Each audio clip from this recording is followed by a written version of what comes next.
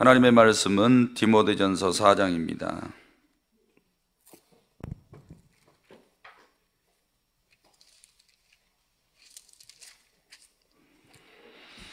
디모데전서 4장입니다. 그러나 성령이 밝히 말씀하시기를 후일에 어떤 사람들이 믿음에서 떠나 미혹하는 영과 귀신의 가르침을 따르리라 하셨으니 자기 양심이 화인을 맞아서 외식함으로 거짓말하는 자들이라. 혼인을 금하고 어떤 음식물은 먹지 말라고 할 터이나 음식물은 하나님이 지으신 바니 믿는 자들과 진리를 아는 자들이 감사함으로 받을 것이니라. 하나님께서 지으신 모든 것이 선함에 감사함으로 받으면 버릴 것이 없나니 하나님의 말씀과 기도로 거룩하여짐이라. 네가 이것으로 형제를 깨우치면 그리스도 예수의 좋은 일꾼이 되어 믿음의 말씀과 네가 따르는 좋은 교훈으로 양육을 받으리라. 망령되고 허탄한 신화를 버리고 경건에 이르도록 내 자신을 연단하라. 육체의 연단은 약간의 유익이 있으나 경건은 범사에 유익하니 금생과 내생의 약속이 있느니라. 미쁘다 이 말이여 모든 사람들이 받을 만하도다. 이를 위하여 우리가 수고하고 힘쓰는 것은 우리 소망을 살아계신 하나님께 두미니 곧 모든 사람 특히 믿는 자들의 구주시라. 너는 이것들을 임명하고 가르치라.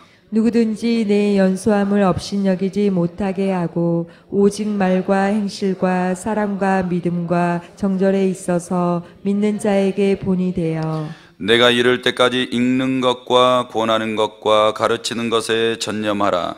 내 속에 있는 은사 곧 장로의 회에서 안수받을 때에 예언을 통하여 받은 것을 가볍게 여기지 말며 이 모든 일에 전심전력하여 너의 성숙함을 모든 사람에게 나타나게 하라. 내가 내 자신과 가르침을 살펴 이 일을 계속하라. 이것을 행함으로 내 자신과 내게 듣는 자를 구원하리라. 아멘. 이렇게 고백하시겠습니다. 하나님 사랑합니다. 오늘 본문의 내용분해입니다. 1절에서 5절까지는 이단에 대해서 말씀하고 있습니다. 6절에서 10절은 경건에 대해서 말씀하고 그 다음에 11절에서 16절까지는 어떻게 디모데가 목회를 해야 되는지에 대해서 말씀하고 있습니다. 먼저 1절에서 5절 말씀해 보면 이단에 대해서 이야기를 하고 있습니다. 그러나 성령이 밝히 말씀하시기를 후일에 어떤 사람들이 믿음에서 떠나 미혹하는 영과 귀신의 가르침을 따르리라 이렇게 말씀합니다. 이단이 어떻게 해서 나오냐?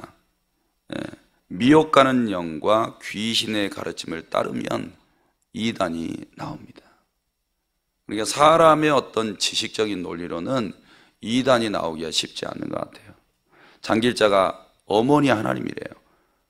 우리로서는 안 믿어지는데 이 두 가지 미혹하는 영, 귀신의 가르침 이게 탁 들어가면 이게 믿어지는 겁니다. 이만희가 성령이고 또 예수고 하나님이다 이렇게 하면 이 두 가지가 들어가면 믿어지는 거죠. 그러니까 이단은 다른 영을 받는 겁니다. 성령이 아니라 악령을 받으면 이단이 나오는 거죠. 교회 안에서도 나올 수 있습니다. 교회 안에서도 성령 받지 못한 사람은 이단이 나올 수 있어요. 악령을 받으니까. 악령을 받은 사람 중에 성령으로 가장하고 자꾸 성령의 음성이라고 생각하고 듣는 사람들은 교회 안에서도 이단될 수 있습니다. 그렇기 때문에 이단은 멀리 있는 게 아니라는 거죠. 오늘 디모데가 사역하고 있는 이 교회에 이단이 들어온 거예요. 근데 그 사람들이 미혹하는 영과 귀신이 들어있더라. 귀신. 그래서 그들의 가르침이 이 디모데가 사역하고 있는 교회에 급속도로 들어오고 이 문제뿐만 아니라 초대교회에 이런 이단들이 아주 강하게 들어오더라. 그런데 이런 미혹하는 영과 귀신이 든 사람들의 특징은 2절에 보니까 자기 양심이 화인을 맞았대요. 화인. 그러니까 불도장을 맞았다는 거죠. 불도장. 그러면 여기서 불을 달고 가지고 불도장을 이 심장에다 탁 갖다가 짖으면 그 부분이 타죠. 타고 나중에는 무감각하게 됩니다. 그들의 상태가 지금 이렇다는 거예요. 자기 양심이 화인을 맞아서 무감각하게 됐다는 거예요. 그래서 성령께서 임하시고 바른 진리가 들어와도 들을 수 있는 귀가 없는 겁니다. 그런데 신기하게도 그들에게는 미혹하는 영과 귀신이 탁 들어가면 이 화인 맞은 양심이 2단계 잘 들리는 거예요. 2단계. 그러니까 이 교회 다니면서도 혹시 2단계 잘 들리면 지금 내가 화인을 맞은 거예요.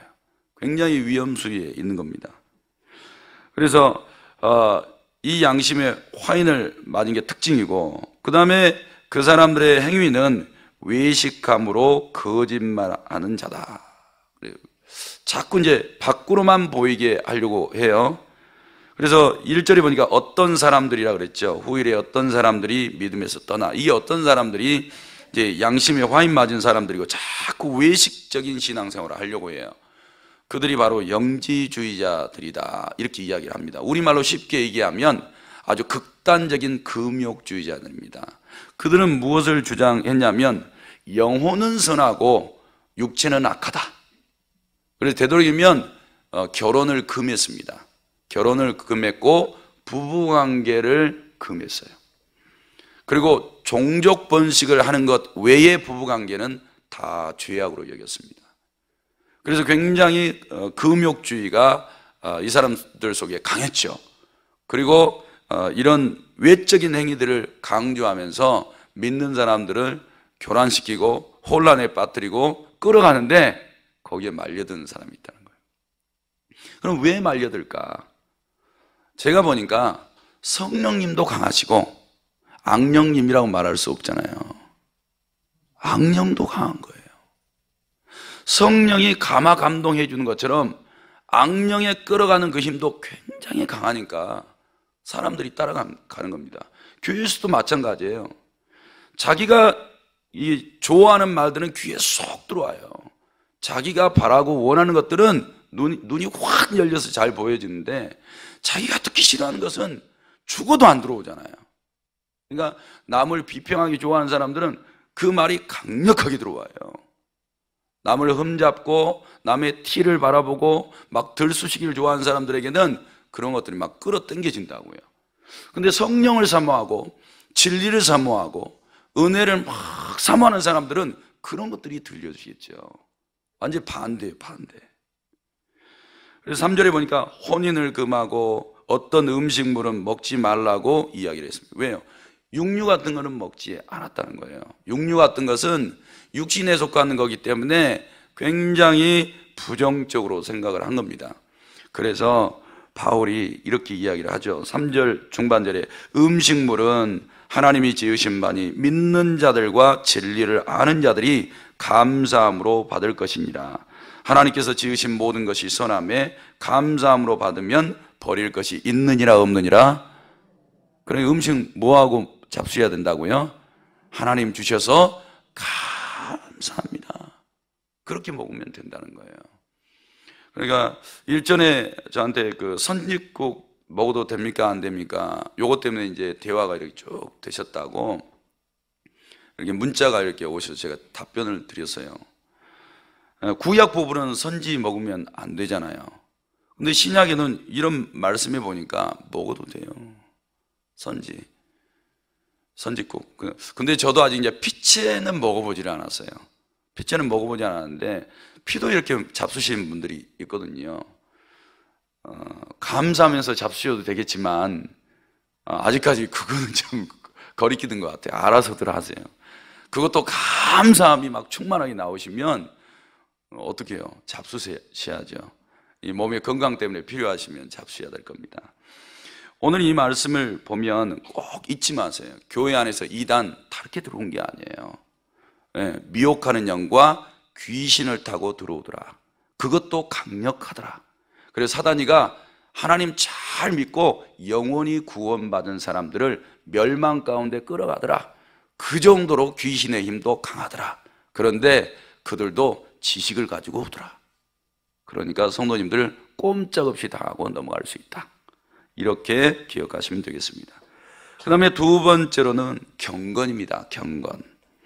오늘 7절 말씀에 보니까 망령되고 허탄한 신화를 버리고 경건에 이르도록 내 자신을 연단하라. 이 그리스 문화에는 신화가 굉장히 발달되어 있죠. 우리나라에서는 우리나라 사람들이 좋아하는 게 뭐가 있을까요? 우리나라 사람들이 좋아하는 거. 제가 보니까 우리나라 전통 문화로 어떤 지식을 좋아할까? 별로 좋아하는 게 많지는 않은 것 같아요. 드라마 좋아하고, 그렇죠? 그러니까 드라마가 엄청 발달돼서 전 세계적으로 막 뻗어나가잖아요. 그런데 우리나라 정신 문화를 유지하기 위해서 사람들이 즐겨하고 사람들이 자녀들에게 막 즐겨 가르치고 이런 것들을 보니까 별로 없는 것 같아요. 지식은 방대하게 자녀들에게 가르쳐 주고 싶죠. 책을 많이 읽어야 나중에 공부 잘할 거고 훌륭한 사람 될 테니까. 그 정도는 있는데 다른 것들은 크게 없는 것 같아요. 제가 볼 때는. 근데 이때 당시에는 허탄한 신화들이 많았다는 거예요. 그러니까 말씀보다 더 강한 힘이 있었던 거예요. 그러니까 성경을 들어서 그 말씀대로 막 살려가는 것보다는 오히려 세상의 신화가 더 도움이 된다고 생각하는 거죠. 성경을 몰라도 사람들이 구준으로 가져오는 거, 사람들이 더 믿고 신뢰하는 거, 그래서 사람들이 반드시 이것은 알아야 된다는 세상 지식, 세상의 신화를 더 믿고 따랐던 거예요. 그런데 바울은 그거 다 허탄한 거다. 그거 붙잡아 봐야 이단도 못 이겨. 악한 영들에게 다 속아. 이렇게 이야기를 해 주는 거죠. 그러면서 경건에 이르도록 내 자신을 연단해라. 오히려 세상에 허탄한 것보다는 경건에 이르는 게 더 중요하다, 더 시급하다, 이렇게 이야기를 하는 겁니다. 그럼 경건은 뭐냐? 16절에 보니까 그도다 경건의 비밀이요 그랬죠. 여기서 말하고 있는 경건의 비밀은 예수라고 말씀드렸습니다. 그래서 그 16절에 동그라미 있죠. 그는 육신으로 나타난 바 되시고, 뭐가요? 경건의 비밀이신 그리스도께서 육신으로 나타나고 영으로는 의롭다 하심을 받으셨대요. 그 다음에 천사들에게 보이시고 만국에서 전파되시고 세상에서 믿음 바 되시고 영광 가운데 올려지셨대요. 그러니까 너희들이 이렇게 경건의 비밀이신 그리스도를 닮아가는 경건의 연습을 하라는 거죠. 그런 것이 오히려 너희들에게 더 유익하다는 거예요. 7절에 보니까 네 자신을 연단하라. 뭐 하도록? 경건에 이르도록.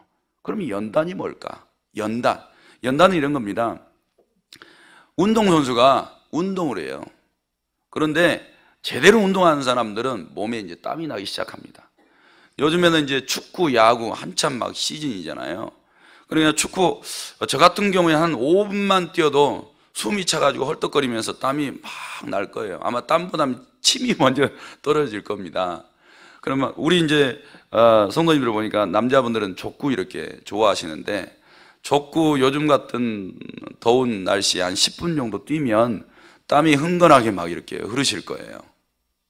연단이라는 것은 이렇게 이 단어 자체가 운동선수가 땀 흘리는 것에서부터 나온 거예요.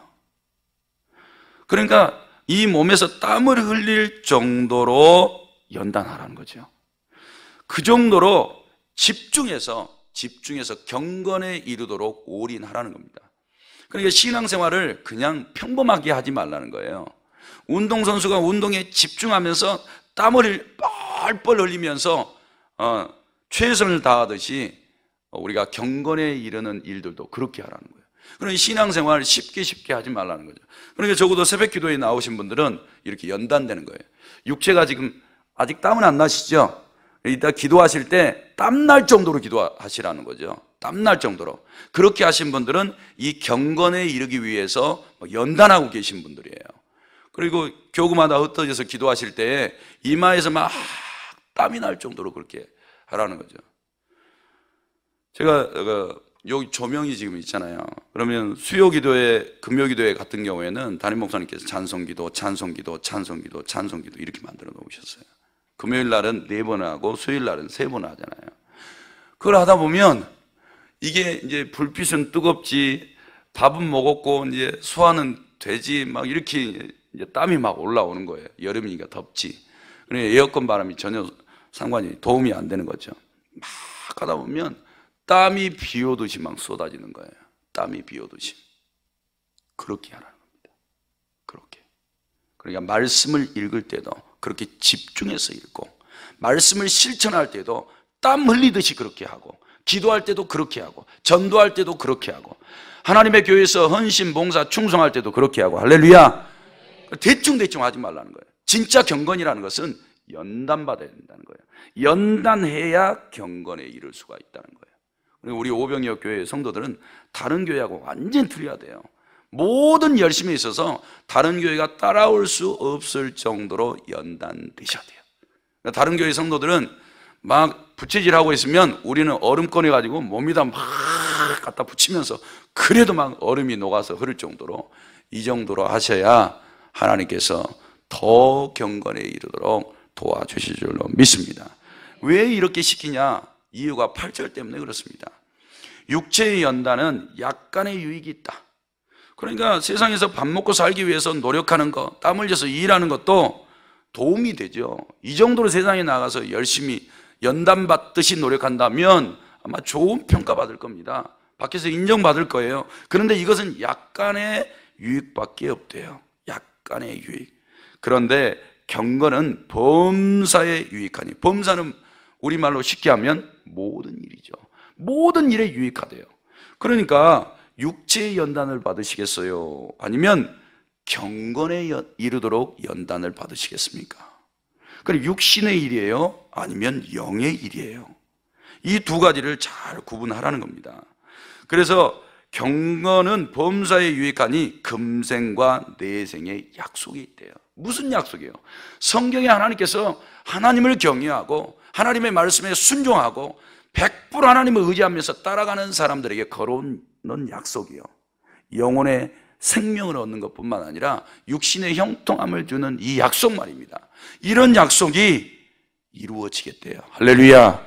그러니까 사랑하는 성도들께서는 경건에 이르는 이 훈련들을 철저하게 하시면 하나님께서 은혜와 복 주실 줄로 믿습니다. 끝으로는 12절에서 16절에 어떻게 디모데가 교회를 섬겨야 되는지 그런 것들을 말씀해 주고 있습니다. 이때 나이가 물론 주석자들마다 약간은 틀릴 수 있겠지만 디모데의 나이가 38에서 40 정도로 보고 있습니다. 그런데 저보다 이제 약간 좀 아래인 거죠. 이 나이인데 이 당시에 교회 장로들의 나이에 비하면 턱없이 부족한 거예요. 턱없이. 그러니까 디모데가 이제 한 40대 가까이 본다면 장로들은 보통 60세, 70세, 80세 이런 나이가 되는 겁니다. 그런 나이로 게임이 안 되는 거예요. 그런 인생의 경륜으로도 비교가 안 돼요. 그러니까 나이 드신 분들은 나이 어린 사역자 이렇게 딱 보면 아유 생각이 모자라, 저러니까 판단력이 저렇지, 이렇게 한번 딱 무시하면 끝나는 거예요. 사역 안 되잖아요. 요 사람들에 대해서 네가 어떻게 사역할 거냐, 사역에 대한 도움을 주고 있습니다. 그래서 12절에 누구든지 내 연수함을 업신여기지 못하게 하라. 너 나이가 어리다고 함부로 대하지 못하게 해라. 방법이 있습니다. 방법. 어떤 방법을 줬냐면 오직 말, 행실, 사랑, 믿음, 정절 이런 것에 본을 보여라. 그러면 나이 든 사람들도 너한테 함부로 대하지 못할 거다. 그리고 너가 목회자라고 함부로 그 지위를 남용해서도 안 된다는 거죠. 이 적어도 5가지의 본을 보이라고 말하고 있는데, 그러니까 디모데가 나가서 개인적으로 이렇게 대화하는데 자꾸 말 실수를 해요. 자꾸 말 실수하면 그거 본이 안 됩니다. 사람들에게 무시당해요. 절대 말 실수하지 말라고 이야기하고 있고, 행실, 그럼 몸가짐이 바라야 된다는 거예요. 교회 안에서 일을 하든 교회 밖에서 일을 하든 신자들이나 불신자들을 대할 때에 그 행위에 있어서도 정말 본을 보이라는 거예요. 그럼 이런 행위가 자기의 성품에서 나올 겁니다. 자기의 인품에서 나와요. 그러니까 이런 부분에 있어서도 본이 될 만큼 움직이라는 거죠. 우리가 말의 절제를 하고 말을 본이 되게 하다 보면 사람들이요 쉽게 대하지 않습니다. 근데 말을 값싸게 자꾸 이야기를 하시게 되면 그 사람은 아무리 지식 수준이 높고 돈이 많아도요, 질이 떨어져요, 질이. 사람들이 쉽게 대한다고요. 그래, 이 모든 일에 본을 삼으라, 본이 되라. 그 다음에 사랑에도 본이 되라, 사랑에. 그러니까 그리스도인으로서 사랑의 본이 될 수 있는 것은 제가 볼 때는 원수 사랑이에요. 누구든지 이웃 사랑하려고 해야 되겠죠. 그리고 사람들이 할 수 없는 원수도 사랑하는 모습을 보이라는 거죠. 그 다음에 믿음의 대상을요, 세상에다 두지 말라는 거예요. 오직 하나님 앞에만 믿음을 탁 걸어놓고 그 믿음이 견고한 사람이 돼야 되는 거죠. 이런 믿음의 본을 보이면 말씀도요, 믿음이 강력하게 나갑니다. 신앙 상담도 마찬가지고요, 행동까지도요, 믿음이 강력하게 나가요. 믿음이라는 것은 우리 안에 있거든요. 우리 안에 있기 때문에 사랑하는 성도 여러분, 믿음이 충만한 사람들은 말하고 행동하고 생각하고 판단하고 이 모든 게 다 틀린다는 거죠. 그러니까 믿음의 본을 보여라. 그 다음에 정절, 하나님의 법이 있으면 그 법을 100% 순종하라는 거죠. 그게 정절이라는 거죠. 그렇잖아요. 한 남자를 사랑하고 한 여자를 사랑하면 서로가 원하는 것들을 들어주게 돼 있습니다. 그런 것처럼 정절에도 본을 보여라. 이렇게 너가 5가지를 잘하면 교회에서도 모든 남녀노소를 불문하고 너를 존경하고 따라갈 것이다. 그러니까 이것을 위해서 13절에 내가 이럴 때까지 읽는 것, 권하는 것, 가르치는 것에 전념해라. 이것에 전념하다 보면 위에 있는 이 5가지, 너가 목양 목회를 할 때 이 5가지도 충분하게 해결될 수 있다. 그러니까 이제 우리는 전념할 것을 2가지를 보게 됩니다. 경건에 이르도록 연단받는 것, 그 다음에 읽는 것, 권하는 것, 가르치는 것, 이 일에 전념하라는 거예요. 그렇게 노력하라는 겁니다. 그러니까 신앙생활을 쉽게 생각하신 분들은 하나님을 이해 못해요. 그러니까 여기에 나와 있는 것처럼 오늘도 읽으시고 읽은 것을 또 권하시고 그 다음에 잘 가르쳐 보세요.